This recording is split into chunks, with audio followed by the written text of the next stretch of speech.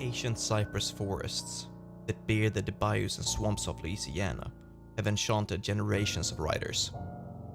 They shadowed bowers both menacing and mystical, and their ominous labyrinth grown of moss and vine. It was said that in the widow Blanche's final days, she was known to wander the woods alone, a forlorn figure treading ancient paths, finding communion with the ancient trunks that shielded her from the sun. The wood's days were numbered. Throughout the 19th century, the United States was becoming a global power, one that necessitated a powerful navy to impose its power. This navy required lumber, and towards the close of the 19th century, supplies in the Midwest and Northwest were nearing exhaustion. It was then that the roving eye of industry fixed its gaze on the rich virgin forests of Louisiana. The policy of deforestation was called cut out and get out. Cypress trees were harvested by the dozens. The waterways they had drawn from for centuries proved to be their undoing. Cut logs were floated together in enormous numbers, sometimes covering entire lakes.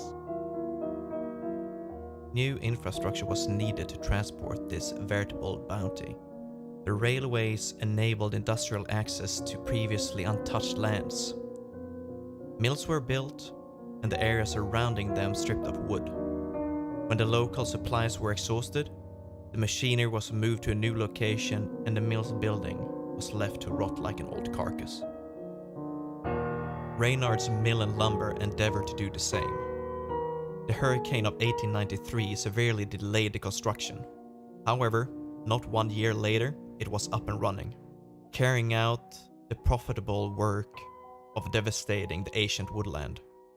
Reynard, an expert woodsman from Appalachia, was invited by Henry Garth to bring his expertise to the table in return for the prestige of having the mill in his name. The mill's year of operation was a difficult one.